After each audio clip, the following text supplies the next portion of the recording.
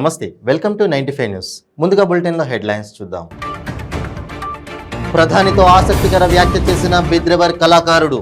Padmashri award గ్రహీత షా రషీద్ అహ్మద్. ముస్లిం అనే ఒకే ఒక కారణంగా బీజేపీ ప్రభుత్వం పద్మశ్రీ అవార్డు ఇవ్వదని అనుకున్నానని వ్యాఖ్య.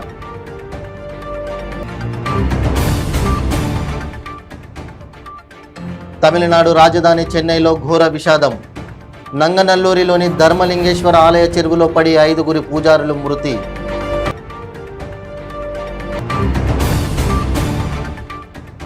ఢిల్లీలో బీజేపీ తీర్థం పుచ్చుకున్న ఉమ్మడి ఏపీ మాజీ సీఎం కిరణ్ కుమార్ రెడ్డి. కండువా కప్పి పార్టీలోకి ఆహ్వానించిన కేంద్ర మంత్రి ప్రహ్లాద్ జోషి.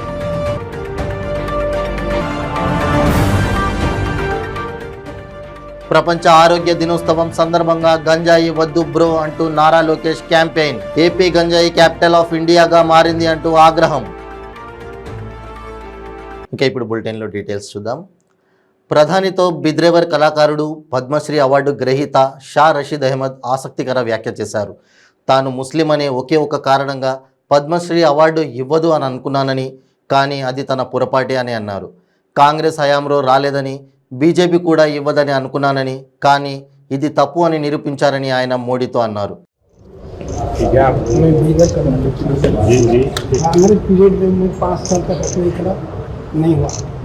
इसके बाद वो खामोश बैठ गया कि बीजेपी गवर्नमेंट चाहिए या हमको नहीं देती, मगर आप मेरा ख्याल गलत साबित करके मेरे को सुनिए, उसके लिए बहुत बहुत धन्यवाद. తమిళనాడు రాజధాని చెన్నైలో ఘోర విషాదం జరిగింది. తీర్థవారి ఉత్సవాల సందర్భంగా నంగనల్లూరిలోని ధర్మలింగేశ్వర ఆలయ చెరువులో పడి 5 పూజారులు చనిపోయారు. ధార్మిక కార్యక్రమాలు చేస్తుండగా మొదట ఒకరు చనిపోయారు.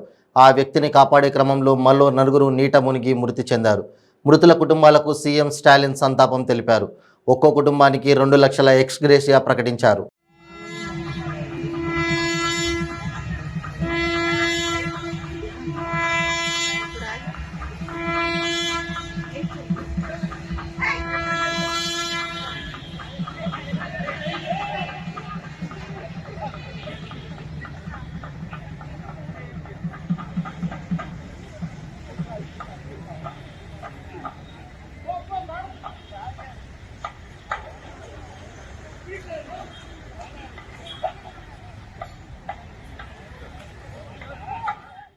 ఉమ్మడి ఆంధ్రప్రదేశ్ చివరి ముఖ్యమంత్రి నల్లారి కిరణ్ కుమార్ రెడ్డి బీజేపీలో చేరారు.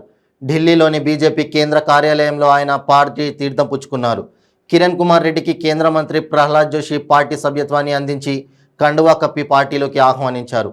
ఈ కార్యక్రమానికి తెలుగు రాష్ట్రాల బీజేపీ కీలక నేతలు డాక్టర్ లక్ష్మణ్, విష్ణువర్ధన్ రెడ్డి తదితర నేతలు హాజరయ్యారు. ఈ సందర్భంగా ప్రహ్లాద్ జోషి మాట్లాడుతూ ముఖ్యమంత్రిగా, అసెంబ్లీ స్పీకర్గా, చీఫ్ విప్గా, ఎమ్మెల్యేగా కిరణ్ కుమార్ రెడ్డి సేవలు అందించారని చెప్పారు. కొన్ని దశాబ్దాలుగా కిరణ్ కుటుంబం కాంగ్రెస్ పార్టీలో ఉన్నారని తెలిపారు. కిరణ్ తండ్రి అమర్నాథ్ రెడ్డి మంత్రిగా పనిచేశారని, కిరణ్ సీఎంగా చేశారని చెప్పారు. కిరణ్ కుమార్ రెడ్డి మంచి క్రికెటర్ అని, రంజీ స్థాయి వరకు ఆడారని తెలిపారు. కిరణ్ తన ఇన్నింగ్స్ను కాంగ్రెస్లో ప్రారంభించారని, ఇప్పుడు బీజేపీలో కొత్త ఇన్నింగ్స్ను ప్రారంభిస్తున్నారని చెప్పారు.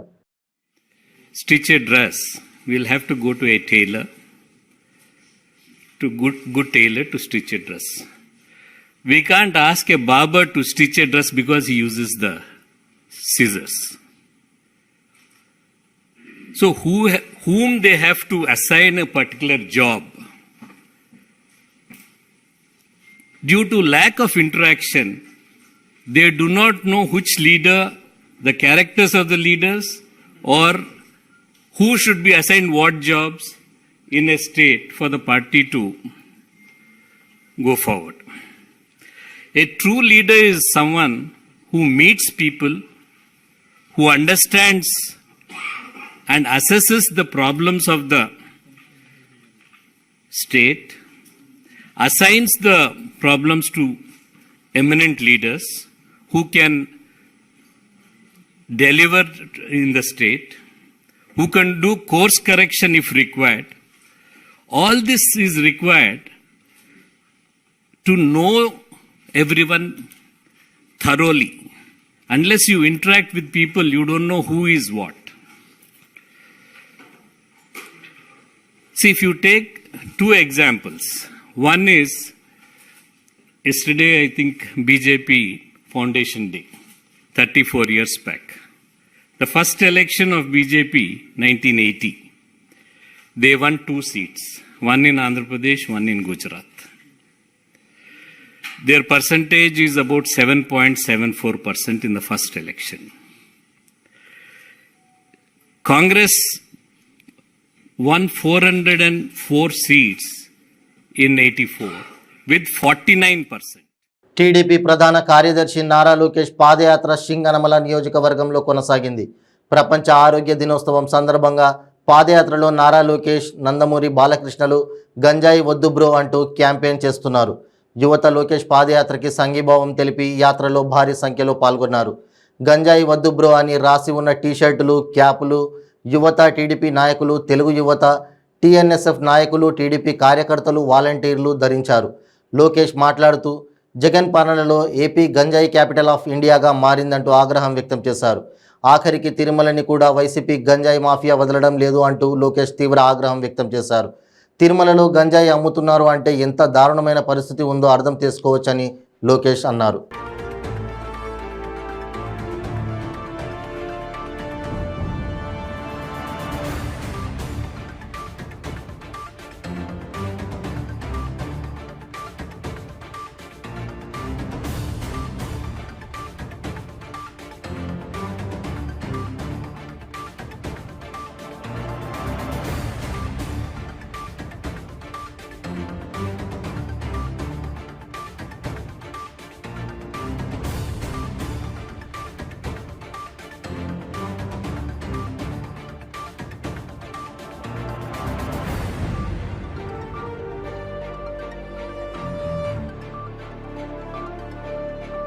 డాక్టర్ బిఆర్ అంబేద్కర్ కోనసీమ జిల్లా పి గన్నవరం నియోజకవర్గం ఎమ్మెల్యే కొండేటి చిట్టిబాబు మా నమ్మకం నువ్వే జగన్, జగనన్నే మా భవిష్యత్తు కార్యక్రమాన్ని నగరంలోని ఎమ్మెల్యే క్యాంప్ ఆఫీసులో ప్రారంభించారు.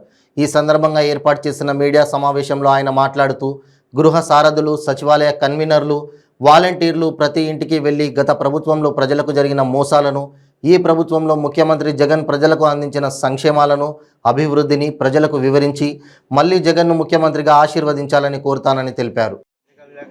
మీడియా వారికి హృదయపూర్వక ధన్యవాదాలు తెలియజేసుకుంటున్నాం. ఈరోజు భారతదేశ చరిత్రలోనే ఒక సువర్ణ ఘట్టం, మంచి కార్యక్రమం లాంచ్ చేయబోతున్నారు ఈవేళ జగన్మోహన్ రెడ్డి గారు.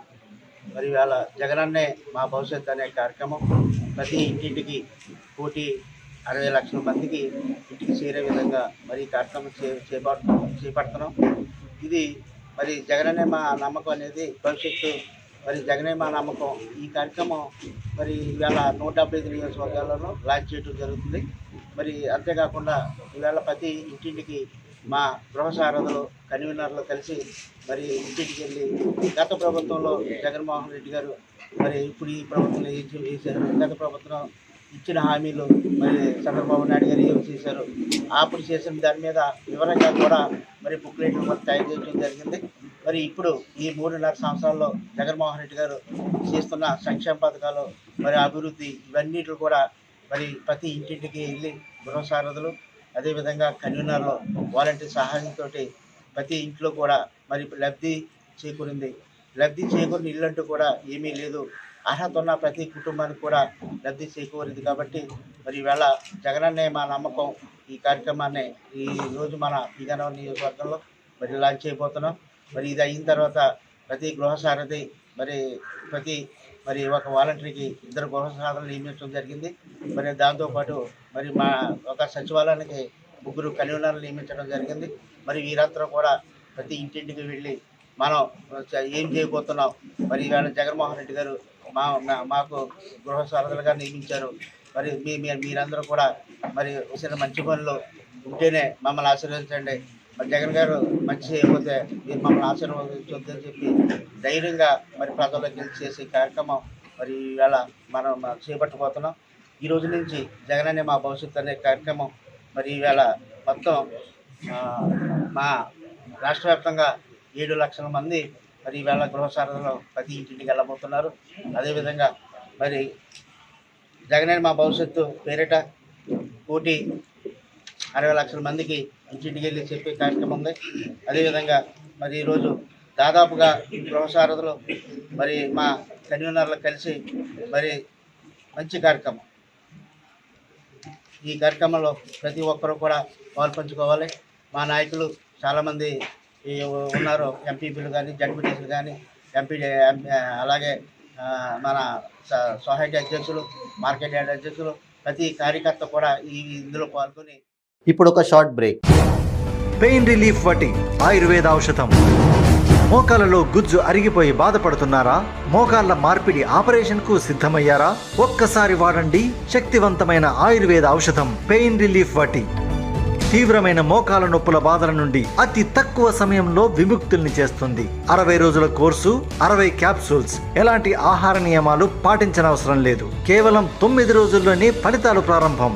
మోకాలలో నొప్పి తగ్గుతుండడం మీరే గమనిస్తారు. తీవ్రమైన మోకాల నొప్పుల నుండి శాశ్వత పరిష్కారానికై వాడండి పెయిన్ రిలీఫ్ వటి. చరక సంహిత ఆధారంగా రూపొందించబడిన ఆయుర్వేద ఔషధం మలబద్ధకం, గ్యాస్, నిద్రలేమి, పీరియడ్స్ మొదలైన సమస్యలను సమర్థవంతంగా నిర్మూలించేందుకు తోడ్పడుతుంది. శక్తివంతమైన ఆయుర్వేద ఔషధం పెయిన్ రిలీఫ్ వటి. తీవ్రమైన మోకాల నొప్పుల నుండి శాశ్వత పరిష్కారానికై వాడండి పెయిన్ రిలీఫ్ వటి ఆయుర్వేద ఔషధం.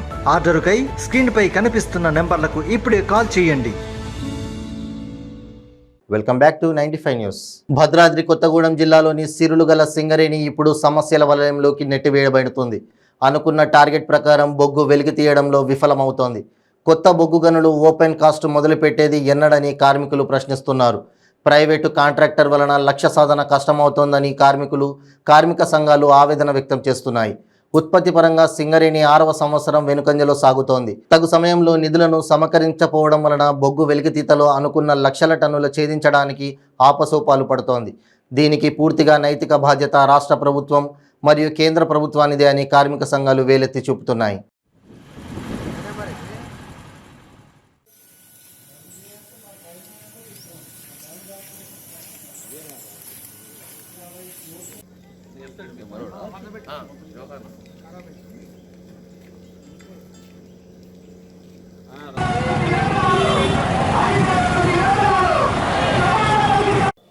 నా పేరు Dammanpadu Seshaiah, advisor Singareni college workers union.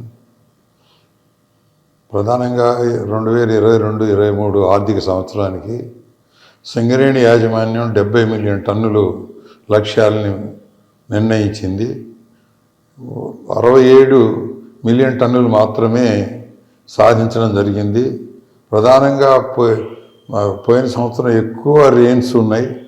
ఆ రెయిన్స్ వల్ల దానివల్ల ఎక్కువ ప్రొడక్షన్కి బాగా అంతరాయం కలిగింది.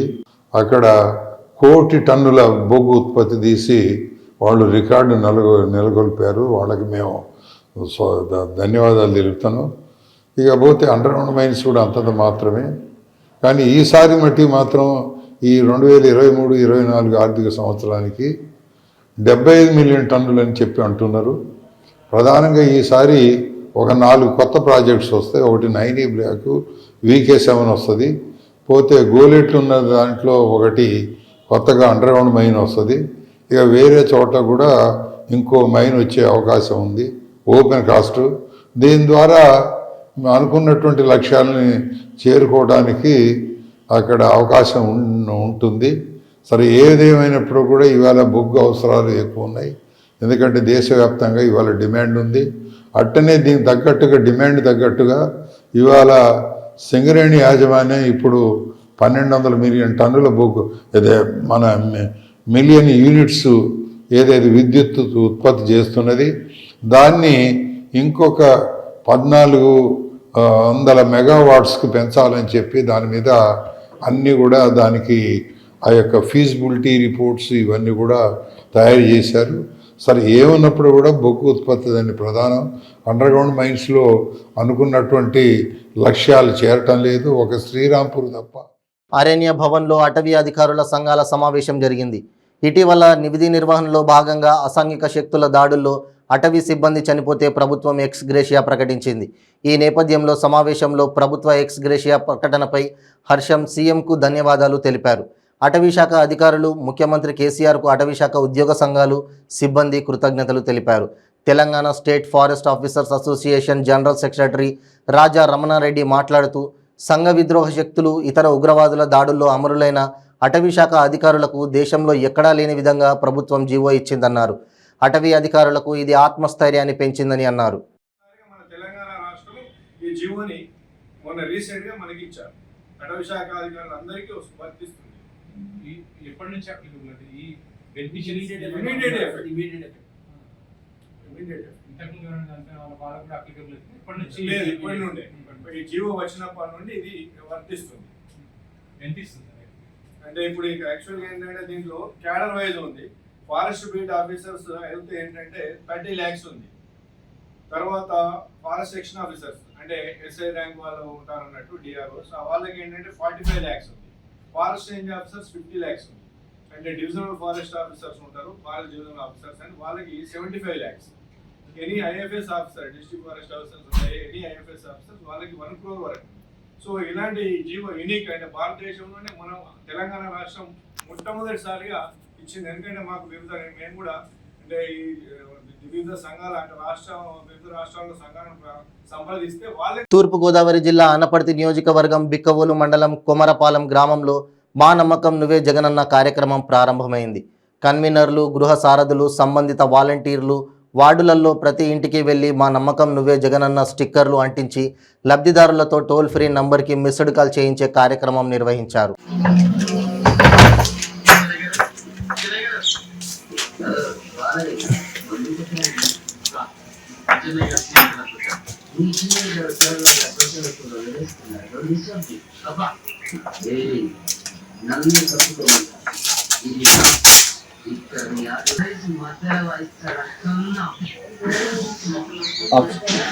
ముందు పరిపాలన కన్నా ఇప్పుడు పరిపాలన బాగుందమ్మా జగన్ ప్రభుత్వం.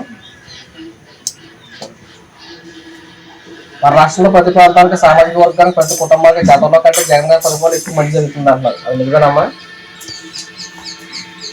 గత ప్రభుత్వం కన్నా జగన్ ప్రభుత్వంలో ప్రవేశపెట్టిన పెన్షన్, అమ్మఒడి అనేక పథకాలు ఉన్నాయి. అవన్నీ నచ్చుతున్నాయి మీకు?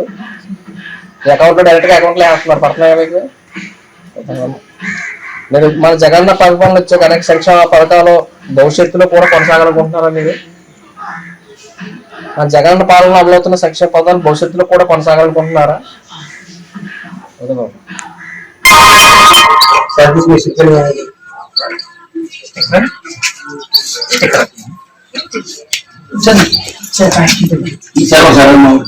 ఉమ్మడి అనంతపురం జిల్లాలోని తాడిపత్రిలో ఉద్రిక్తత నెలకొంది. మాజీ ఎమ్మెల్యే జేసీ ప్రభాకర్ రెడ్డిని ఆలూరుకు వెళ్లకుండా పోలీసులు అడ్డుకున్నారు. దీంతో పోలీసులతో జేసీ ప్రభాకర్ రెడ్డి వాగ్వాదానికి దిగారు. ఆలూరు రంగనాథ స్వామి ఆలయ రథోత్సవానికి వెళ్లకుండా అడ్డుపడడంపై పోలీసులపై జేసీ ప్రభాకర్ రెడ్డి తీవ్ర ఆగ్రహం వ్యక్తం చేశారు. ఆలూరులో రంగనాథ స్వామి రథోత్సవ కార్యక్రమానికి ఎమ్మెల్యే కేతిరెడ్డి పెద్దారెడ్డి హాజరు కానున్నారు. ఇదే కార్యక్రమానికి జేసీ ప్రభాకర్ రెడ్డి కూడా హాజరైతే శాంతి భద్రతల సమస్య తలెత్తే అవకాశం ఉందని పోలీసులు భావించారు. దీంతో ఆలూరు రంగనాథ స్వామి రథోత్సవానికి జేసీ ప్రభాకర్ రెడ్డిని వెళ్లకుండా పోలీసులు అడ్డుకున్నారు.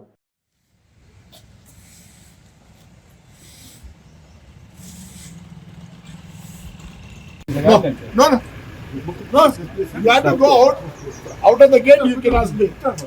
Please, I give a lot of respect to you all. Please, you go out of my gate and you can talk from there. You can talk from there. You, please. Please, yes, you are all my disciples. But you are as a police officer. Please go. బయటికి gate దగ్గర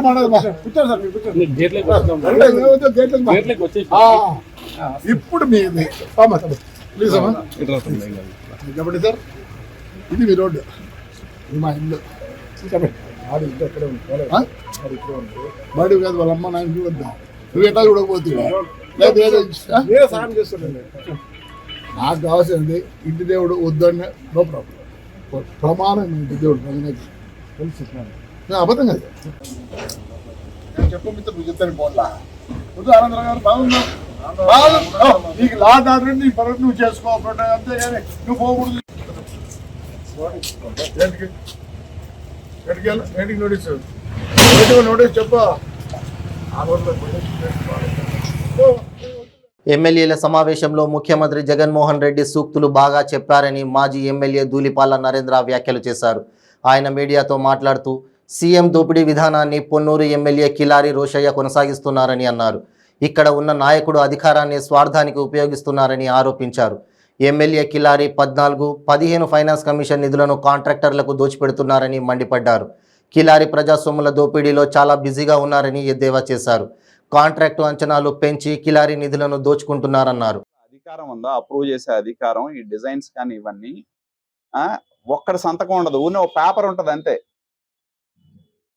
ఈ designs ఎవరు approve చేశారు, ఈ design అవసరమా కాదా, అంచనాలు పెంచితే దానిలో కావాల్సిన మిక్స్ చేయాల్సిన కాంక్రీట్ కానీ వాటికి కానీ అది ఆ డ్రైన్ కట్టడానికి అవసరం ఉందా లేదా ఏంటి అనేది ఎవరు పరిశీలించే పరిస్థితి లేదు.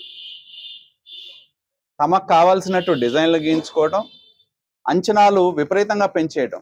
ఆశ్చర్యం ఏంటంటే దాదాపు 2019-20లో అప్రూవ్ అయిన వర్క్ ఇది ఎప్పుడు చేశారండి? 2023కి చేశారు. అంటే 4 సంవత్సరాల కాలం పట్టింది. 2019-20లో అప్రూవ్ అయిన వర్క్ మన శాసనసభ్యుడు గౌరవనీయులైన కిలారి వెంకట రోసయ్య గారు పని చేయించడానికి 4 సంవత్సరాల కాలం పట్టింది. ఇది కూడా ప్రజల కోసం చేస్తామన్నారంటే ప్రజల అవసరాలు లేదు. తీసుకొచ్చి ఆ డ్రైన్ ఏం చేశారు, తీసుకొచ్చి బ్రహ్మంగారి గుడి దగ్గర కలిపారు. ఆ నీళ్ళు ఎడిపోవాలి, బయటికి వెళ్ళడానికి దారి ఉందా? ప్రజల అవసరాల కంటే తను ఎలా సొమ్ము చేసుకోవచ్చు అనే దాని మీద దృష్టితోనే పనులు కేటాయింపు కానీ పనులు కానీ జరుగుతూ ఉన్నాయి. అలాగే ఇది దాదాపు మొత్తం ఆ రోజుల్లో నిజంగానే ఆయనకి నియోజకవర్గం మీద ప్రజలు మరి వాళ్ళందరూ చెప్తా ఉంటారు, చాలా కాలం తర్వాత ఇక్కడ వైకాపా గెలిచింది. నియోజకవర్గం మీద ప్రేమ ఉంటే 2019-20లో 50 లక్షలతో పని చేస్తే ఎంత పని జరిగేది? ఆ రోజున్న రేట్లతో ఇప్పుడు జరిగిన దానికంటే 2 రెట్లు ఎక్కువ జరిగేది. కానీ 3 సంవత్సరాల కాలం ఉన్న ఈ 4 సంవత్సరాల కాలంలో ఉన్న మున్సిపల్ కమిషనర్లు కానీ, డిఈలు కానీ, ఉన్నత అధికారులు కానీ ఈ డబ్బులు ఖర్చు పెట్టకుండా 4 సంవత్సరాల తర్వాత ఏంటంటే వాళ్ళ స్వార్థం కోసం వాళ్ళకు కావాల్సిన దీని ప్రకారం కాంట్రాక్టర్కి ఏ పని చేస్తే ఉపయోగపడుద్దో అనే నా దృక్పథంతో పనులు చేయించారు తప్పితే ప్రజలకి ఏ విధంగా ఉపయోగపడుద్ది అనే దానిలో చేయలే. ఎందుకంటే మీరు దానిలోనే చూస్తే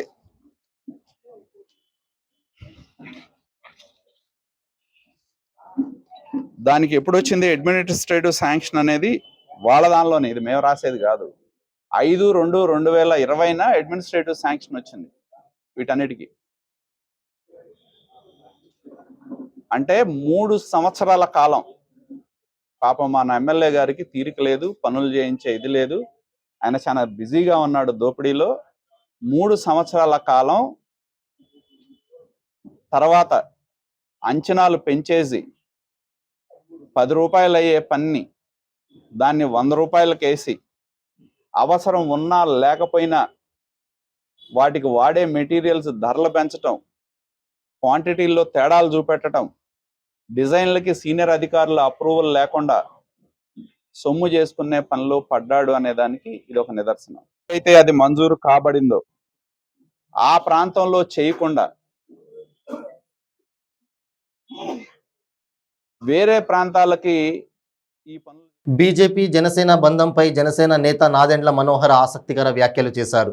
వైసీపీ విముక్త ఆంధ్రప్రదేశ్ కోసం బీజేపీ కూడా జనసేనతో కలిసి నడుస్తుందనే నమ్మకం ఉందన్నారు నాదెండ్ల మనోహర్. వైసీపీ విముక్త ఆంధ్రప్రదేశ్గా మార్చడమే జనసేన అధినేత పవన్ కళ్యాణ్ లక్ష్యమన్నారు నాదెండ్ల మనోహర్. ఆయన ఎంతో లోతుగా ఆలోచన చేసి ఈ నినాదం ఇచ్చారని చెప్పారు. బీజేపీ పెద్దలకు అన్ని వివరించాక వాళ్ళు కూడా సానుకూలంగా స్పందించారని నాదెండ్ల మనోహర్ తెలిపారు. రాష్ట్రంలో అనేక అంశాలను వారికి వివరించామన్నారు. భవిష్యత్తు తరాల మేలు కోసం మంచి నిర్ణయంతో ముందుకు సాగుతామన్నారు. రాష్ట్రాభివృద్ధికి కేంద్ర పెద్దల సహకారం అవసరమన్నారు. మాకు కూడా ఒక నమ్మకం కలిగిందని తెలియజేశారు. ఇప్పుడు కొత్త సచినట్టు గారు మొన్న 3 రాజధానుల మీద మేము రేపు రాబోయే ఎన్నికలకు వెళ్తాం, అదే అట్లాగే మీరు అమరావతి అని వెళ్తారా? నేను జగన్మోహన్ రెడ్డి గారి ప్రభుత్వంలో ఉన్న ప్రతి ఒక్కరిని నేను ఛాలెంజ్ చేస్తున్నాను. నిజంగానే వాళ్ళ చిత్తశుద్ధి ఉంటే 3 ప్రాంతాలు అభివృద్ధి చేయాలని అనుకుంటే ఈ పార్టీకి ఒక ప్రణాళిక ఉండాల్సింది. 4.5 సంవత్సరాల తర్వాత కనీసం రోడ్లు వేయలేని వ్యక్తులు వీళ్ళు 3 రాజధానులు ఏర్పాటు చేస్తాం అని హడావుడిగా 2-3 సార్లు చట్టాలు తీసుకొచ్చి కేవలం ప్రకటనలకే పరిమితమయ్యారు కానీ ఆ ప్రాంతంలో వీరు ఏమాత్రం కూడా అభివృద్ధి కార్యక్రమాలు చేసి చూపించలేదు. అమరావతి అనేది ఒక పవిత్రమైన కార్యక్రమం. ఎందుకంటే బహుశా భారతదేశంలో ఇప్పుడు వరకు ఆ విధంగా రైతులు త్యాగం చేసి మన భవిష్యత్తు కోసం, మన రాష్ట్ర భవిష్యత్తు కోసం, మన బిడ్డల భవిష్యత్తు కోసం భూములు ఇచ్చి వాళ్ళు ప్రభుత్వం నుంచి ఏమాత్రం కూడా గొప్పగా సహాయం ఆశించకుండా ఒక మంచి కార్యక్రమానికి మనవంతు మనం సహాయం చేద్దామని ముందుకు వచ్చిన వ్యక్తులను కూడా వీళ్ళు అవమానపరిచి ఈరోజు ప్రభుత్వం అక్కడ దౌర్జన్యానికి గురవుతుంది. ప్రతి ఒక్కరిని ఇబ్బంది పెడుతున్నారు. అక్కడ జరగాల్సిన అభివృద్ధిని ఆపేసి రోడ్ల నిర్మాణం విషయంలో కానివ్వండి, బిల్డింగ్ల నిర్మాణం విషయంలో కానివ్వండి, అక్కడ వ్యవస్థలు మనం ఏర్పాటు చేసుకోవాల్సిన అవసరం, బాధ్యత మనకు ఉంటుంది. దాన్ని వదిలేసి రాజకీయ అంశాల గురించే వీళ్ళు మాట్లాడుతున్నారు. ఎన్నికలకు వెళ్దాం అనే మాట ఈరోజు ఒక రాజధాని పైన మీరు ఎందుకు మాట్లాడుతున్నారు? దానికోసమైనా మీ జనం మీకు ఓట్లు వేసింది. ప్రభుత్వం అనేది నిరంతరంగా కొనసాగించాల్సిన పరిపాలన. ఏ పార్టీ ఉన్నా ఒక 5 సంవత్సరాల వారు ఉంటారు. ప్రజలు వేరే విధంగా తీర్పిస్తే మరొకసారి 5 సంవత్సరాలు ఇంకో పార్టీ వస్తుంది పరిపాలించడానికి. కానీ ప్రభుత్వంలో పరిపాలన అనేది మాత్రం ఎప్పుడు కూడా నిరంతరంగా జరిగే ప్రక్రియ. దాన్ని వదిలేసి ఛాలెంజ్లు ఇచ్చుకొని రాజకీయంగా కోణం నుంచి చూసి కేవలం విమర్శలు, రాజకీయ పరంగానే విమర్శలు చేసి వీళ్ళు పార్టీ కోసం, ప్రజల కోసం కాకుండా పరిపాలన చేస్తున్న మాత్రం అది మనం ఖండించాలి. తప్పకుండా ప్రజలు మనకి ఏకైక రాజధాని అమరావతి ప్రాంతాలను మనం అభివృద్ధి చేసుకోవాలి. ఇక్కడ జరుగుతున్న అభివృద్ధి చూసి ఇతర ప్రాంతాల్లో కూడా ఈ విధంగా పెట్టుబడులు తీసుకొచ్చే విధంగా మనం కష్టపడాలి, ఆకర్షించాలనేది ఒక ఆలోచన పాలకుల్లో ఉండాలి. బులెటిన్ ముగించే ముందు హెడ్లైన్స్ మరోసారి. ప్రధానితో ఆసక్తికర వ్యాఖ్య చేసిన బిద్రెవర్ కళాకారుడు. పద్మశ్రీ అవార్డు గ్రహీత షా రషీద్ అహ్మద్. ముస్లిం అనే ఒకే ఒక కారణంగా బీజేపీ ప్రభుత్వం పద్మశ్రీ అవార్డు ఇవ్వదని అనుకున్నానని వ్యాఖ్య.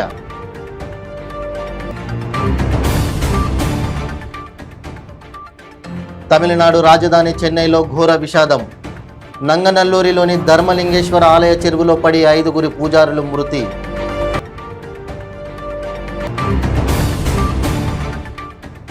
ఢిల్లీలో బీజేపీ తీర్థం పుచ్చుకున్న ఉమ్మడి ఏపీ మాజీ సీఎం కిరణ్ కుమార్ రెడ్డి. కండువా కప్పి పార్టీలోకి ఆహ్వానించిన కేంద్ర మంత్రి ప్రహ్లాద్ జోషి.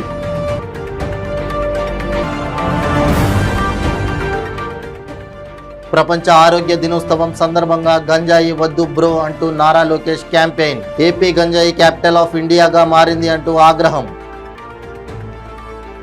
ఇవి బులెటిన్ అప్డేట్స్. మరిన్ని అప్డేట్స్ కోసం చూస్తూనే ఉండండి 95 న్యూస్. ప్రతి క్షణం ప్రజాక్షేమం కోసం. నమస్తే.